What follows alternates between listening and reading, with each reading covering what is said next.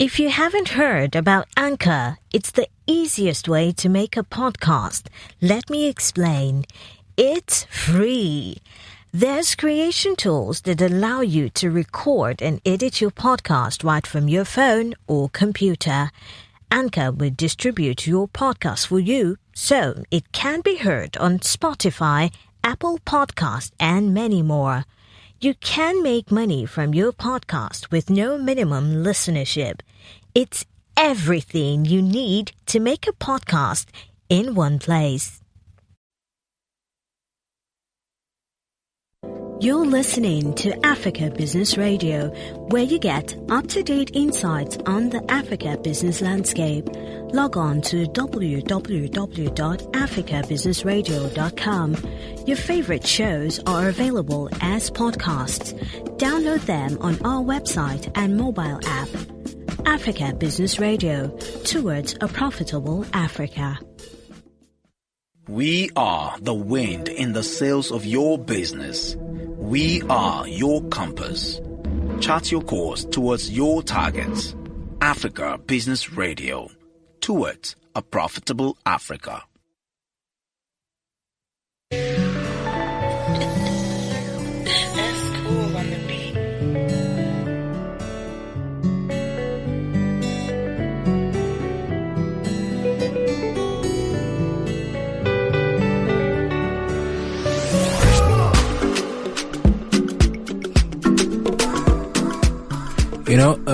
Sometimes I'm having conversations with my friends who are not in Africa, right? Some of them in the West and all of that, doing their things and going on with life, right? And they say, "Oh, Tommy, what's it like? I want to come to Africa, and start something, or come to Nigeria and start something. What do you think I should do?" I'm like, bro, I understand that you have the masters, you have the street knowledge of New York, but doing business in Lagos or in Africa is like the wild, wild west, man.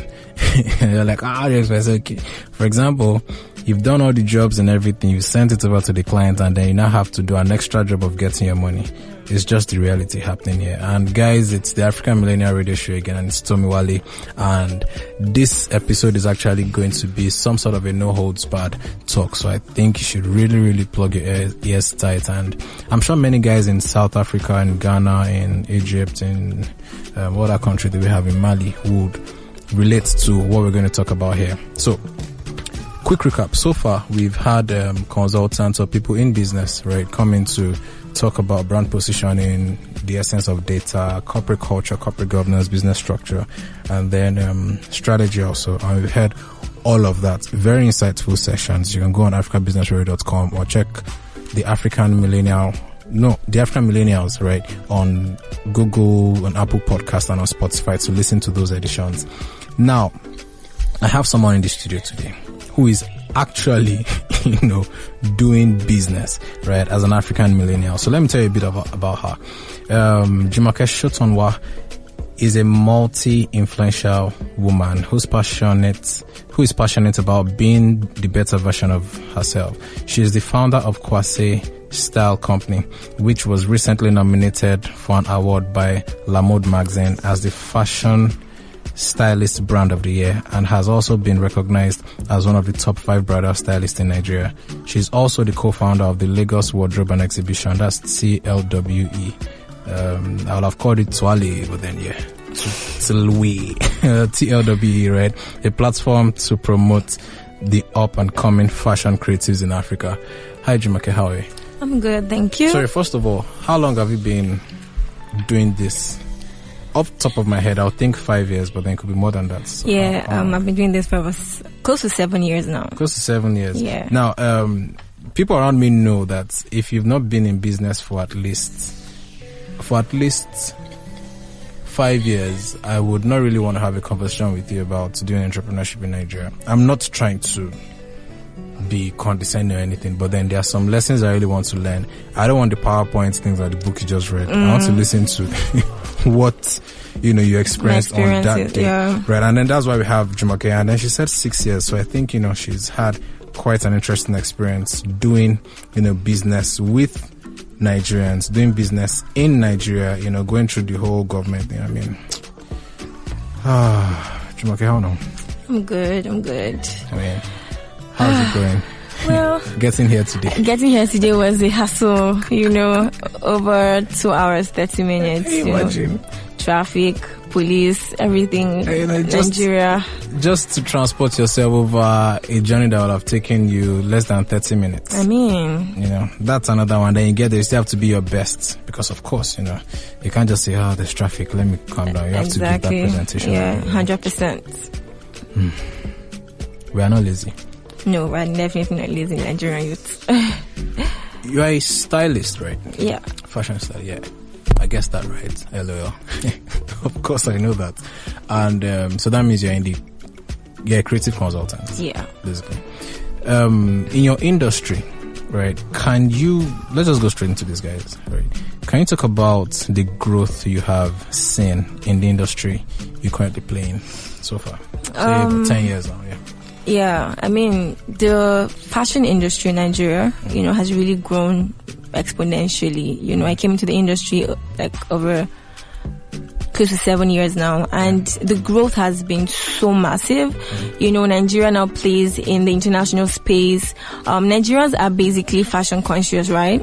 And it has put the Nigeria on the map. Lagos especially, Lagos is a very fashionable state in Nigeria, and the fashion shows, I feel like the fashion shows in Nigeria actually helped put Nigeria on the global space. It has helped grow the industry.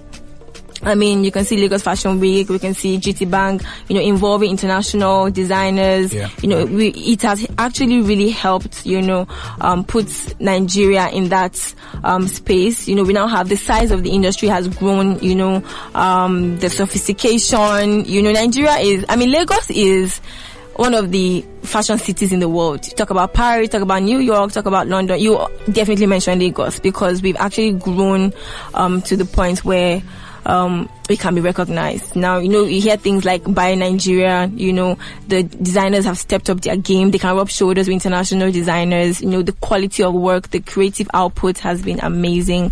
It has really grown. I understand that, there's a lot of challenges in Nigeria, when it comes to running a business here. But the passion in Nigeria fashion industry has helped grow the industry so much. I know that Nigeria fashion is actually really helping, contributing to the economic growth in Nigeria. Absolutely. People are buying and selling outfits, fashion, clothes, shoes. So it has really grown. I've seen the growth, the people. We have lots of people now who are interested in fashion. 7 years ago, 8 years ago, 10 years ago, you won't really find a lot of people who are interested in fashion, but the industry has really grown so much. It's attractive now, a lot of young people are willing to come into the industry to play their part, so it's grown, and I'm proud of it. Emmanuel is going to remove my neck for this one. It's always funny to me, and I always share it. I'm sorry in advance, right? There was this lady said, I'm a fashion person, and I asked her who is Deola Sigo, and said she doesn't know. What? Anywho, that will show how attractive it is, right? Because everybody, wants to get into it. I'm sorry, Manuel. I'm sorry, but then it's just a very, very hot joke. I like what you said about Lagos being. You said what about that, Abby? You can still it just shows how attractive and it is. And the thing is, so one thing about that is a lot of young people who want to do fashion, who are coming to the industry, are not really settling down. They don't want to make the money. They think it's about the glamour. They see the magazines, they see the fashion shows, they see the runways, and they feel like that's everything to it. There's more to it. Do your homework. Serve, learn, intern. Know what the industry is about. We'll get to that one. Yeah. There's space for it. Let us burn people down this wonderful, cool Friday evening in the coastal city of Lagos. Now, you said something about Lagos and then New York, Paris and everything. Yeah. If you want to talk about it in Nigeria, Africa is Lagos. I always say this thing. So the way I see it is, whatever you do in Lagos is what Nigeria wants to talk about. Whatever you do in Nigeria is what Africa wants to talk about. Yeah. So that same way, whatever you're doing, London or Paris is what Europe wants to talk about. Whatever you're doing, Chicago or New York especially is what Northern America wants to talk about, and Beijing, Asia, etc. That means that whatsoever you do in Lagos puts you almost on the same pedestal as what those other cities are, right? And I have one of the top stylists in the studio today. Hey, I'm with a celebrity. I mean, that's really good. I like the observation you made, and I hope people are now going to start seeing things from that angle and then, step up their game, especially when it comes to excellence. Now, about excellence, you have consulted for many people. I remember about years ago, I think you styled someone on Ebony, and that was like, okay, this person is obviously doing something. And then that went on and on and on. And today you have your company. It's not just Jumoke being the consultant to someone, it is the company being a consultant to someone. So you have transitioned from the person who was learning, the person who now did it to a name, and the person who's now doing it as a company. In all of that, obviously there were times where I'm sure you got tired, right? And then you just continue to cry. Several times.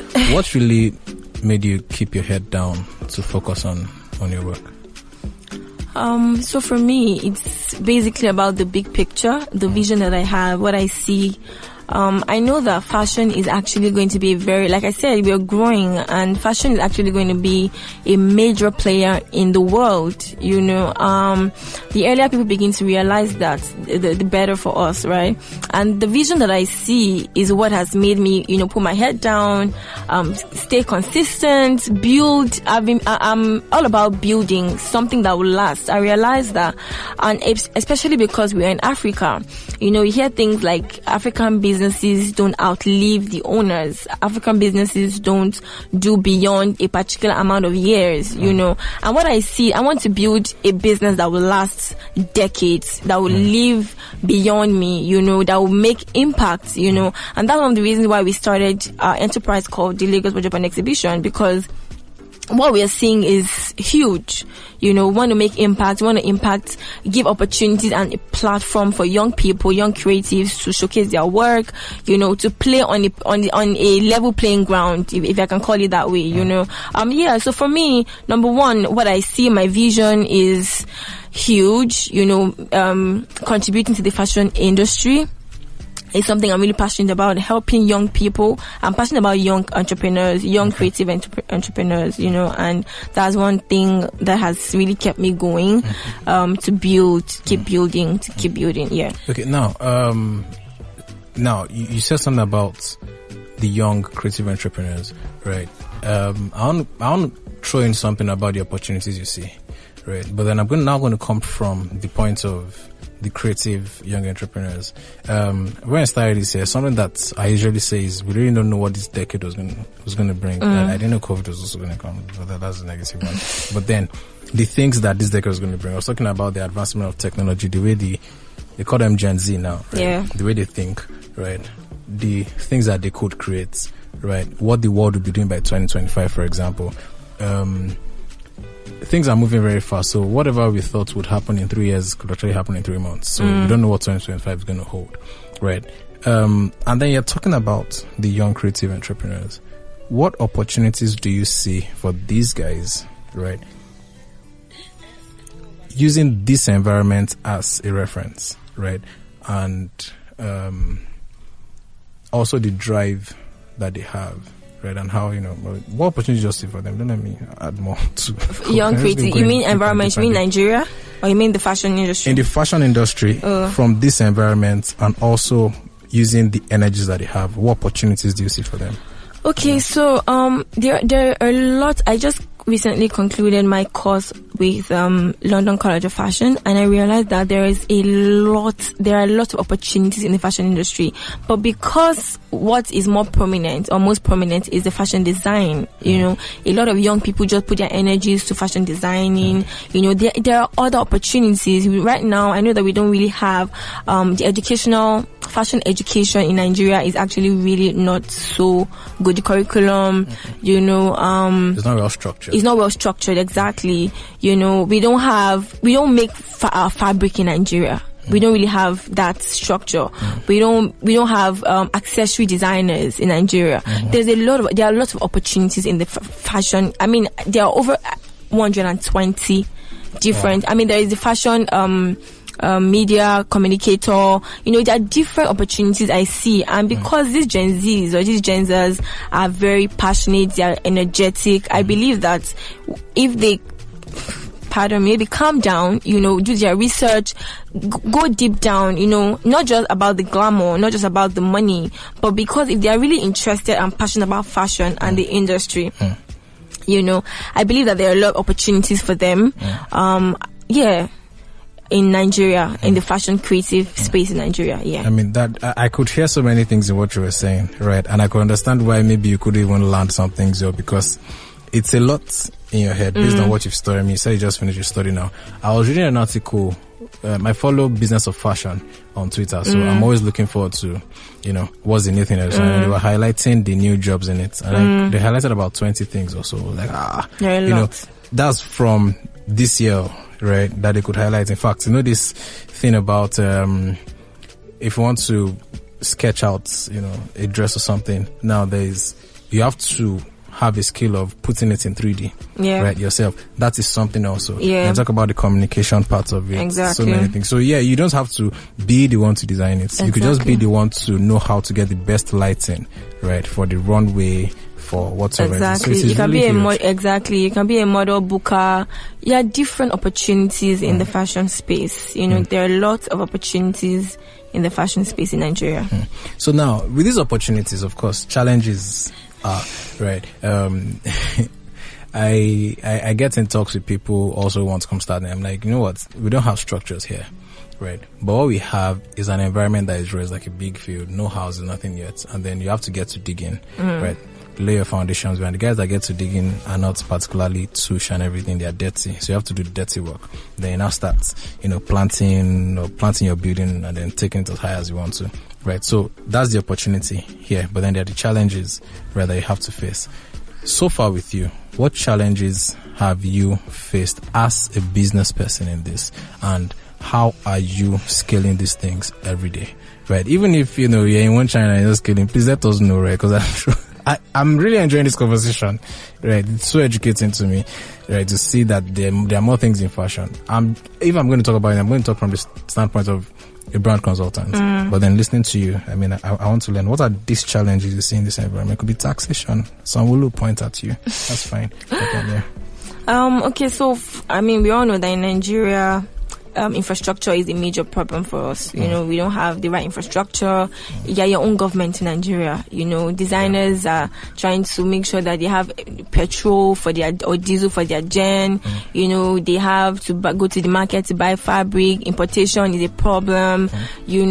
Even to get the right staff. Because to be honest, human resource, talent. For me, that's one of the major challenges I've had in my business. Lots of young people nowadays, like I said, they are very passionate, yes, but they're not trying to they're not willing to channel that passion into something productive. They're just here today, they want to do this thing, make the money, move to the next thing. They're not ready to calm down. Human resource, infrastructure, talent, sometimes funding, it's quite difficult. But for me, I would not say funding is a major challenge. I believe that you can actually start whatever you want to start, and then fundings will come after. But most times, because people are not really visionary, or they're not willing to put in the work, they feel like, I don't have the money, I can't start. Really, you can actually start with what you have. So sorry, Jumoke. What you have? What's that thing you have? Can you just maybe tell us? Maybe some people don't even have those things, so maybe they could use their little change to buy those things. Even like a laptop or a sewing machine or Instagram, feeding themselves with Instagram, downloading PDFs and reading. So what? Well, okay, so first of all, if you're about to start and you feel like, I don't have anything, you have a friend or a brother or a sister or a mom or an aunt, right? Number one. Number two, you have people around you can ask, okay, who has a sewing machine? Who has a what's it called? A shop or a tiny space that you can just sit on. Exactly. They actually even have this space, right? There are some people who have started, they feel like, I don't have my own industrial machine, I can't even go further. There are people who have this equipment, can you go to that? Can you find them, locate them, do your homework, research? Can I come to your studio 1 hour a day, 2 hours a day, use your machine? Do I have to pay? Learn. There are different opportunities and resources that we have. But most times people are not willing to even start and try. What they have, they can buy data, but they'll be going on Instablog Ninja, and all of that, So I feel like there are a lot of opportunities in Nigeria. You can start what you have, but there's also challenges, like I said earlier, the infrastructure, the human resources, sometimes funding. Basically, you're trying to import, you can't import, you're trying to... So, I mean, I'm really interested in this thing you're saying. So, let me chip in something. Did you have online resources you used to when you started? Right. So maybe blogs you read and things like that. Yeah. Okay, you did that. I'm not going to ask you to talk about it. Guys, she's Jumoke.Shotonwa, right? On Instagram. Bombard her with questions in her DMs, right? Beg her to send you or ask her to send you, some resources, right, that you can read from. Because I believe that sometimes in reading some materials or even watching some, what's it called? Some series on Netflix, right? Like the story about Gianni Versace. Really, really touching. I just don't like the other side of it, the dark side that was the dude that eliminated him. But then shot him, assassinated him. But then, there are so many materials like abstracts, for example. Reading the story of Tink, that's the guy that designed the Air Force. Really, really insightful. So if you have materials like that, I don't mind. I'm sure you might get a couple of DMs from people now to say, okay, please can you just tell us little things that we can have to start out. Before we continue on this, let's have a short break and then we'll be back for the last leg of this wonderful conversation. See you in a bit, guys.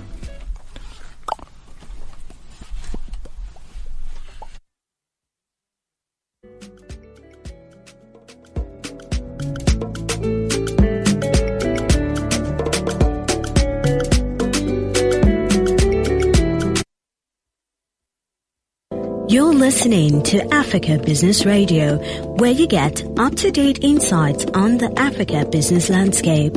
Log on to www.africabusinessradio.com. Your favorite shows are available as podcasts. Download them on our website and mobile app. Africa Business Radio, towards a profitable Africa. We are the wind in the sails of your business. We are your compass. Chart your course towards your targets. Africa Business Radio. Towards a profitable Africa. That's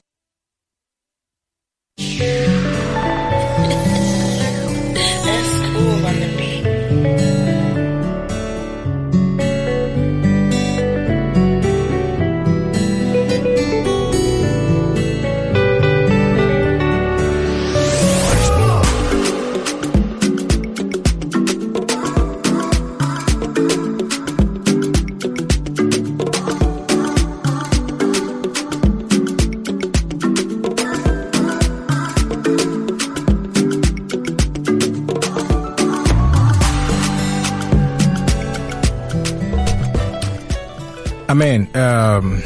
Jumoke, I'm sure December 31st, everybody was rising what 2020 was going to be like. But then we omitted something. Well, we didn't see it coming. We heard the news that was coming from, there was this thing that was having a world tour that started in one community in China. Right? And everything was like, even when artists do world tours, they don't come to Africa. Right? But then this one, this one came to have a ball with us. Now, things are getting back gradually. Right? The COVID thing, that's the artist that was in the world tour. I think hopefully we are getting used to how we can dance to its music, right? Because we didn't understand what genre of song it was bringing to our shows. Now, as a businesswoman, yeah, the Jamaicans get angry with you. Now, as a businesswoman, right? How are you getting back into business, right? Into everything you're doing? Okay. The whole pandemic actually cost me, I'm sure most of us, a lot of us, to sit back, relax, think, look inwards. A lot of times, a lot of us have been trying to get validation from international spaces. Everybody has been up on the go, doing shoots, fashion shows, creating designs, styling, doing a lot of things. And the pandemic, I feel like, just caused us to, okay guys, just take a pause, relax, look within, and just forced us to actually look within, because things are not, I feel like things may go back to normal, but not as they were. So we are forced to innovate, we are forced to create, we are forced to use digitization, So for me, I had to look within for my business. I had to come up with creative things to do. I started doing online consultations. I mean, a lot of designers are used to people walking to their stores, their showrooms for consultations, for fittings. A lot of people have been forced to utilize technology, So for me, it forced me to go back to my team, sat down, what can we do differently? We came up with packages to help people in this season, came up with online consultations for brides to be. So really and truly, that really helped us, to recalibrate, to think again, look within, think of things that we can do instead of looking externally and looking at the community in general as well.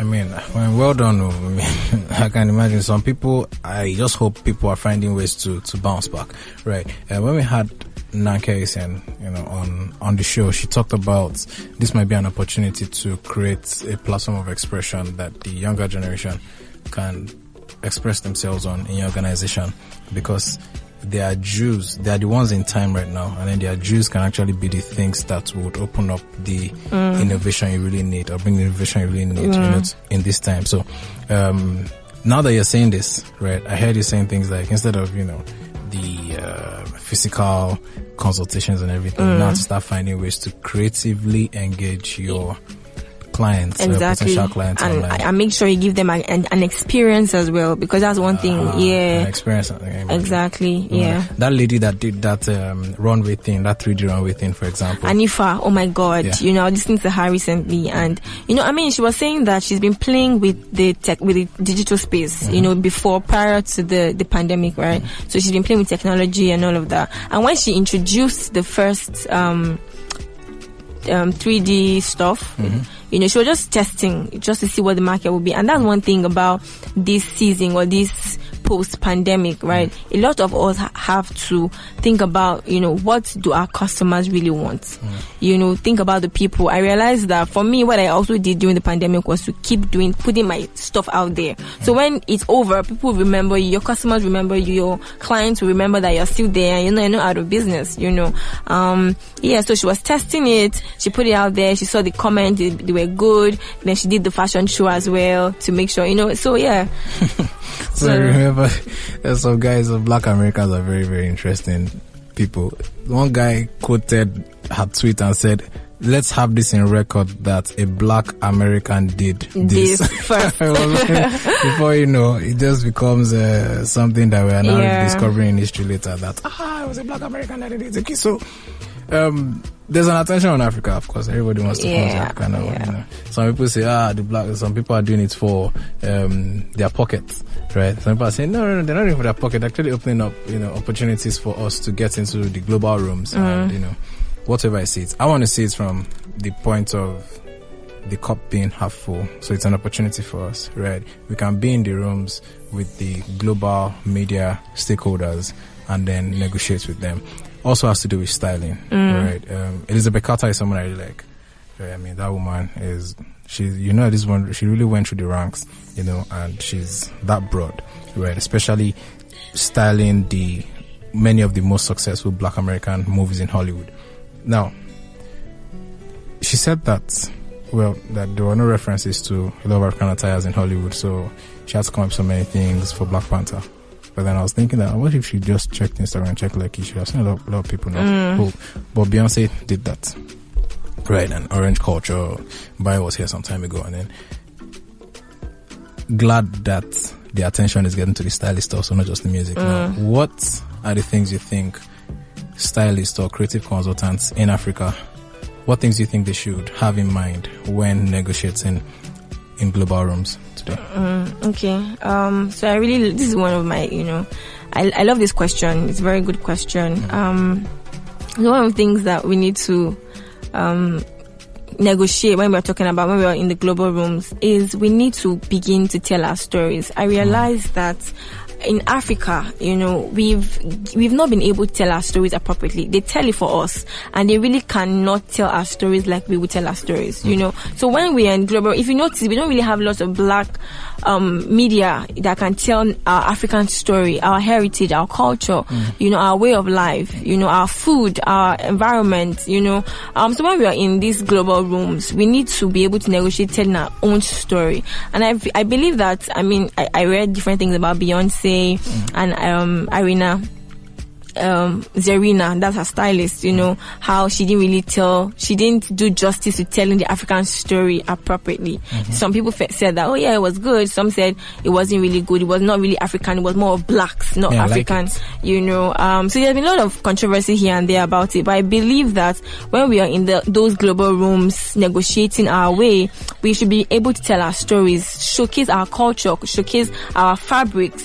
Most times when you talk about African fashion globally, abroad, people think it's Ankara, is print. That is really not African. Print is actually Dutch. It's from Holland. It's not really Nigerian or African as it were. We have the Ashoke, we have the Adire. That is African. Like my cup. Exactly, like your cup. So when we're in those rooms, we need to be able to negotiate telling our stories, our culture, our heritage, our people, our experiences, because if we don't, nobody will, nobody will do that for us, and they would not tell it appropriately. That's going to be our selling point. That, okay, do you want to tell my story more than I do? Exactly. Hello, so pay me 60% of everything. Exactly. That's very nice. I never thought about that one. Seriously, we're telling stories on the African Millennial Radio Show. Nice.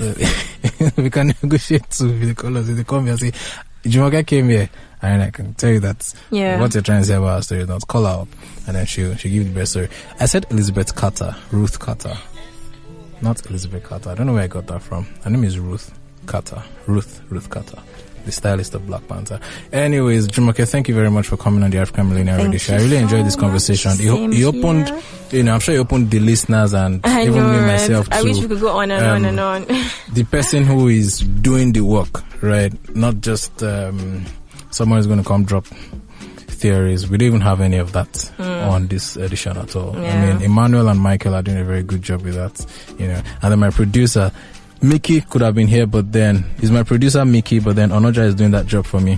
All right, guys. Thank you once again for being on the African Millennial Radio Show. Don't forget to talk to Jumoke on Instagram and Twitter. Okay, Instagram for us is Jumoke.Shotonwa. And then, what's the business handle on Instagram? Kwasee. How do you spell that? Official. KWASEE.official. Right, guys, you got that down, right? On Instagram. So, but if you check Jumoke Shotonwa on Instagram, you can always find, the handle. Patronize her. She's going to do a very, very excellent consultancy services and a good job too. Alright, guys, have a very, very wonderful weekend, and don't forget to please stay safe. Wash your hands. Wash them. Have a wonderful evening. Bye.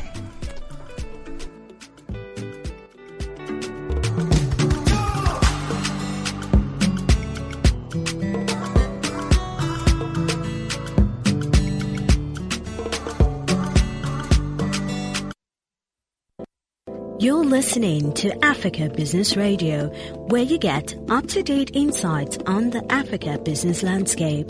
Log on to www.africabusinessradio.com.